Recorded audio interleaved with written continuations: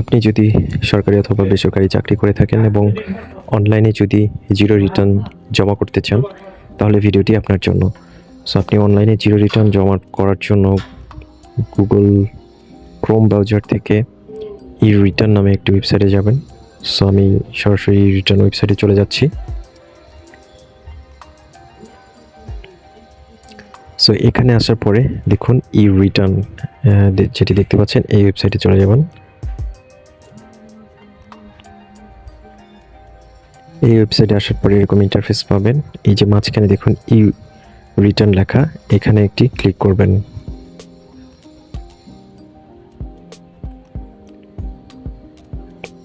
ই-রিটার্নে click করলে দেখেন I am already registered, এখানে একটি ক্লিক করবেন।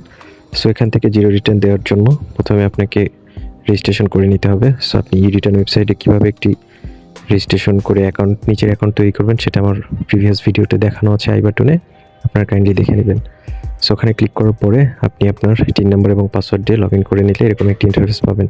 এখানে আসার পরে বাম পাশে নিচের দিকে দেখেন রেগুলার ই-রিটার্ন, এখানে একটি ক্লিক করবেন। সো এখানে ক্লিক করার পরে আমাদের জিরো রিটার্ন জমা দেওয়ার প্রসেসটি এখানে চলে আসবে।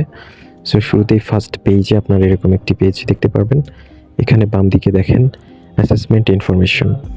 সো আসলে ঘরগুলো কীভাবে ফিল আপ করবেন আমি এটা বিস্তারিতভাবে বলবো। সো এখানে রিটার্ন স্কেল সেলফ এটা ঠিক থাকবে, অ্যাসেসমেন্ট ইয়ার যেটা আছে এটাই থাকবে, ইনকাম ইয়ার আপনার এটা ঠিক থাকবে। সো এখানে দেখেন any taxable income in the above mentioned income year. So আপনার এখানে ইয়েস দিতে হবে যেহেতু আপনার ট্যাক্সেবল ইনকাম আছে এবং আপনি জব করেন। এরপর any income which is fully expended from tax.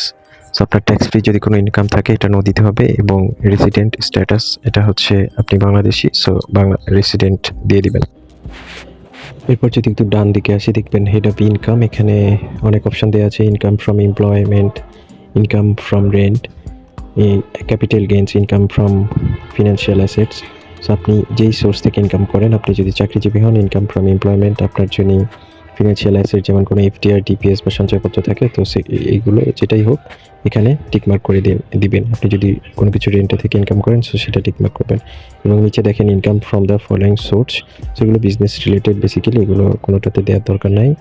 So আমি এখান থেকে জাস্ট সেভ অ্যান্ড কন্টিনিউ করে পরবর্তী পেজে চলে যাব।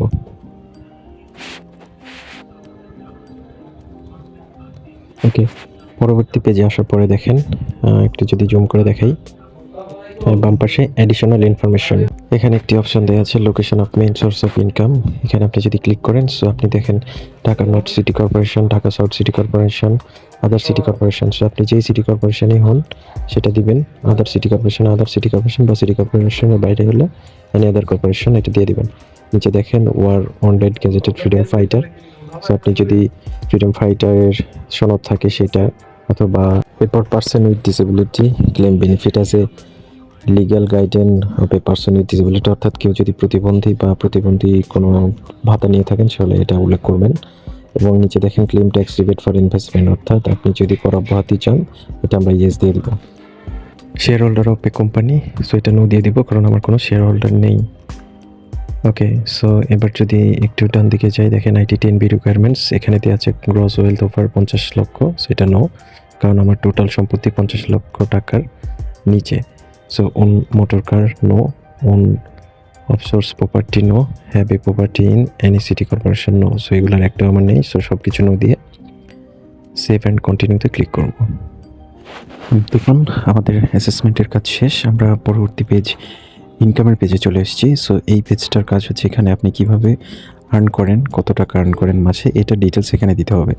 সো এরকম একটি ইন্টারফেস পেয়ে যাবেন ইনকাম পেজে আসার পরে। সো প্রথমে দেখেন এমপ্লয়মেন্ট। সো আপনি যদি গভর্নমেন্ট চাকরি করে থাকেন এবং আপনার স্যালারি যদি আইবাস প্লাস প্লাসে হয় এটা সিলেক্ট করবেন, আইবাস প্লাস প্লাস ছাড়া যদি হয় গভর্নমেন্ট এটা সিলেক্ট করবেন, অথবা যদি বেসরকারি চাকরিজীবী হয় তাহলে প্রাইভেট অবলি আদার দেন গভর্নমেন্ট পে স্কেল এটা সিলেক্ট করবেন। সো এটা করার পরে নিচে দেখেন name of the office, so আপনার অফিসের নামটি এখানে লিখে দিবেন। এরপরে হচ্ছে ডেজিগনেশন, আপনি কী পদে আছেন সেটা এই বক্সে লিখবেন। তারপরে দেখুন পার্টিকুলার্স অর্থাৎ বেসিক পে। সো এই ঘরগুলো পূরণ করার জন্য আপনি আপনার অফিস থেকে একটি গত অর্থ বছরে যে কোনো একটা মাসে কত টাকা স্যালারি পেয়েছেন এই স্যালারি ডিটেলসটা নেবেন। নেওয়ার পরে আপনার ওখানে প্রত্যেকটা সরকারি বা বেসরকারি চাকরি হোক, সেখানে প্রতি মাসে কত টাকা বেসিক সেটা এক্সট্রাভাবে লেখা থাকে। ওই বেসিকের সাথে দেখেন এই ঘরে লেখা আছে 1,52,400 টাকা। সে কিন্তু এক মাসে এই স্যালারিটা পায় না। এই স্যালারিটা হবে ওই বেসিক পে প্রতি মাসে যত টাকা পান, যদি 12,000 টাকা পান, 12 সাথে ইন্টু 12, অর্থাৎ একটা পুরো বাৎসরিক মাসের হিসাব হবে। আপনার হাউস রেন্ট যদি 6,000 টাকা হয়, তাহলে 6 ইন্টু 12। সো এইভাবে আপনি সব ঘরগুলো পূরণ করবেন। এবং নিচের দিকে দেখেন এখানে অ্যাড মোর লেখা আছে। দেখা যাচ্ছে আপনি সরকারি বা বেসরকারি যাই হোক, আপনার দেখা যাচ্ছে এডুকেশন ভাতা থাকতে পারে, অথবা হচ্ছে ব্যাডম্যান অ্যালাউন্স, যেটাই হোক, এগুলো কিন্তু এখানে থাকবে না। সো এখানে অ্যাড মোডে ক্লিক করে করে আপনি এগুলো অ্যাড করতে পারবেন। এবং ডান পাশে দেখেন যে ডিলিট বাটন দেওয়া আছে, এখানে ক্লিক করে ডিলিটও করতে পারবেন। এটা আপনি অ্যাডজাস্ট করে বেসিক পেটা ওকে করে নেবেন। So income from the employment, এটা যদি ফিল আপ করা হয়ে যায়, তারপরে দেখেন ডান পাশে দেওয়া আছে এমপ্লয়মেন্ট সামারি। সো আপনার আমরা যেটা এমপ্লয়মেন্ট থেকে স্যালারি আর্ন করলাম, এটার একটি টোটাল হিস্ট্রি আমরা দেখব।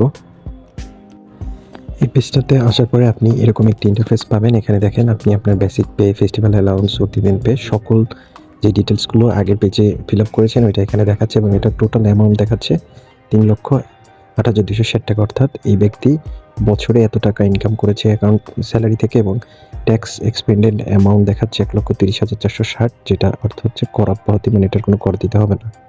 এবং সবার নিচে যেটি দেওয়া আছে ট্যাক্সেবল অ্যামাউন্ট 1,77,800 টাকা। অর্থাৎ এই ট্যাক্সেবল অ্যামাউন্টটা যদি আপনার 3.5 লক্ষ টাকার বেশি হতো, তাহলে আপনার রিটার্ন অর্থাৎ রিটার্নে টাকা জমা দিতে হতো। বাট এখন 3,50,000 টাকার নিচে থাকার কারণে আপনাকে জিরো রিটার্ন দিতে হবে, কোনো প্রকার ট্যাক্স বা টাকা দিতে হবে না। সো এবার যদি আমরা কন্টিনিউতে ক্লিক করি, তাহলে এই পেজটিতে আমরা চলে আসবো। সো এখানে দেখেন ইনকাম ফ্রম এমপ্লয়মেন্ট, এটা ফিল আপ শেষ। এবং পরবর্তীতে আমরা ইনকাম ফ্রম ফিনান্সিয়াল অ্যাসেট, এটা আমাদের পূরণ করতে বলতেছে। সো আমরা যখন আমাদের অ্যাসেসমেন্টে ইনকাম সোর্স দিয়েছিলাম, তখন দুইটা দিয়েছিলাম, একটা ইনকাম ফ্রম এমপ্লয়মেন্ট এবং একটা হচ্ছে income from financial asset. So আপনি চাকরি থেকে ইনকাম ফ্রম এমপ্লয়মেন্ট কীভাবে টাকা মান্থলি কত টাকা আর্ন করেন এটার ডিটেল দিয়ে দিয়েছেন।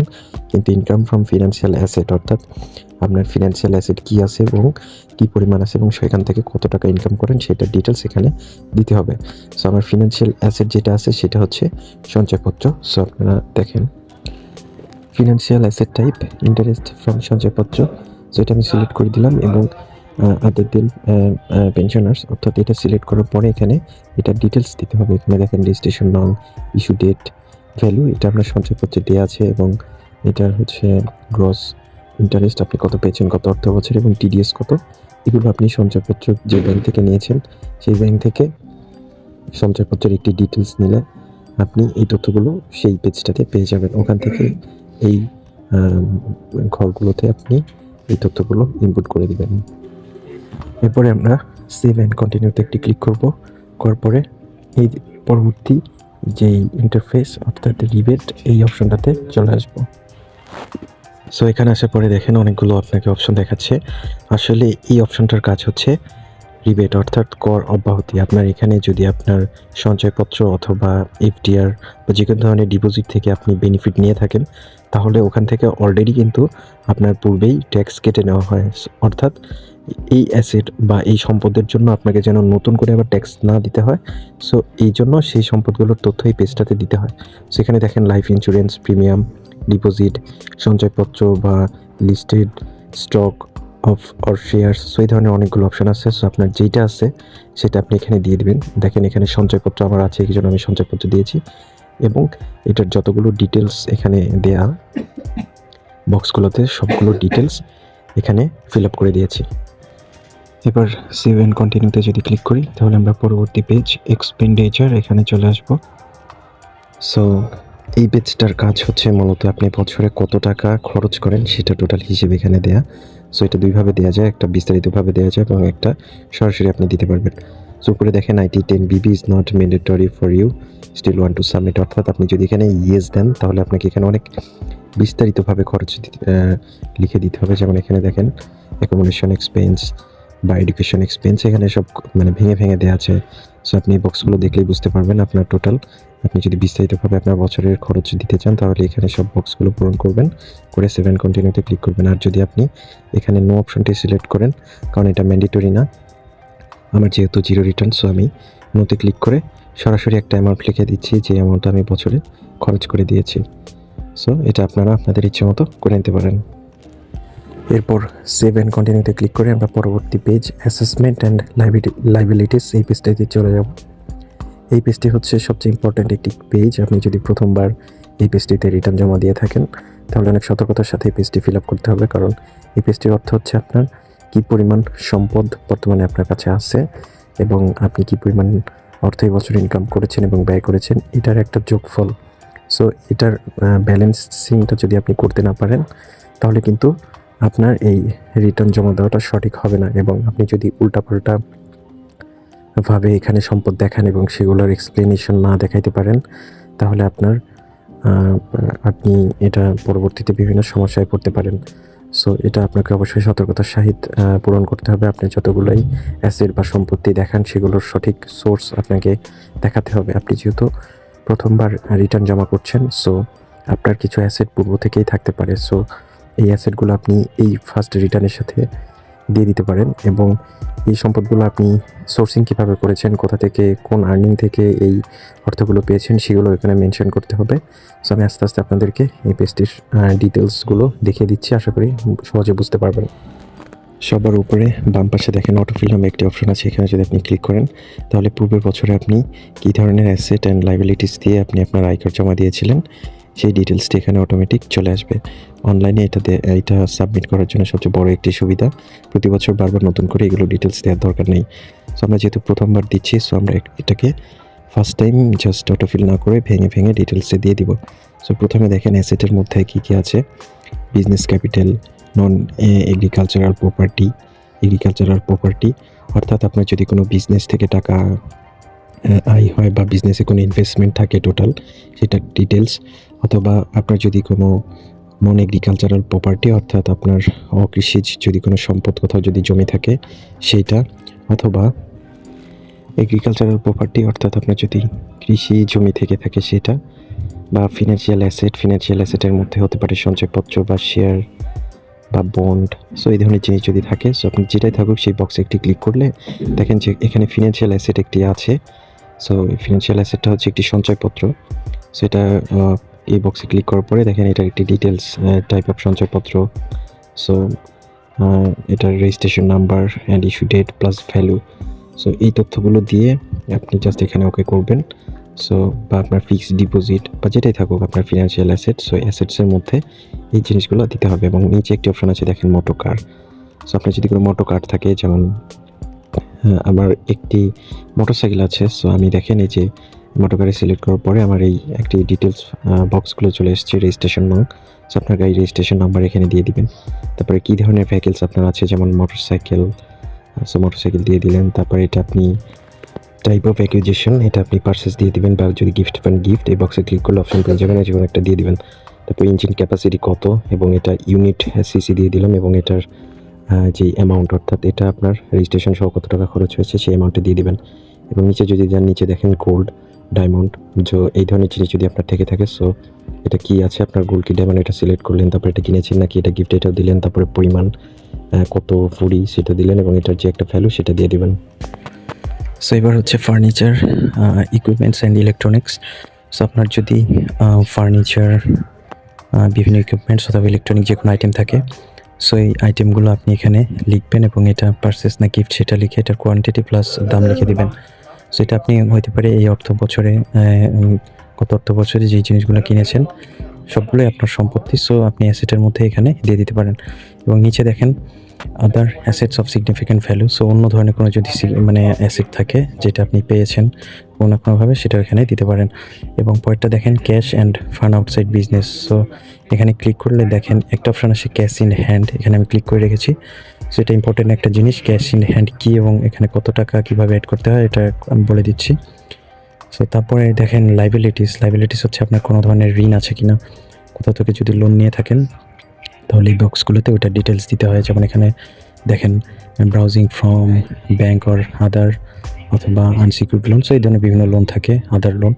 সেগুলো থাকলে এগুলো এখানে বক্সে ক্লিক করলে ডিটেলস দিয়ে দেবেন। তারপর হচ্ছে আউটফ্লো, এখানে আউটফ্লোর মধ্যে অ্যানুয়াল লিভিং এক্সপেন্স 1,97,000 টাকা, অর্থাৎ আমরা এক্সপেন্ডিচারের মধ্যে যে খরচটা দেখেছিলাম এটা কিন্তু এখানে অটোমেটিক চলে আসছে। সো এই বক্সের সবগুলো অটোমেটিক চলে আসবে। এবং নিচে দেখেন সোর্স অফ ফান্ড। সো আপনি যে অ্যাসেটগুলো দেখালেন, এতক্ষণ যে আমরা অ্যাসেটগুলো দেখালাম, এটার সোর্স অফ ফান্ড কি? এটার source of fund income show in the return লেখা দেখাচ্ছে। দেখেন এটা কিন্তু আমরা যে এই আর্নিংটা দেখিয়েছি আমাদের স্যালারি থেকে, ওই আর্নিংয়ের ওখান থেকে চলে আসছে। এটা আমরা চেঞ্জ করতে পারবো না, এটা অটোমেটিক চলে আসবে। এবং নিচে দেখেন tax expended income and allowances 1,30,460 টাকা। এগুলো কিন্তু আমরা আগে ফিল আপ করেছিলাম, জন্য অটোমেটিক চলে আসছে।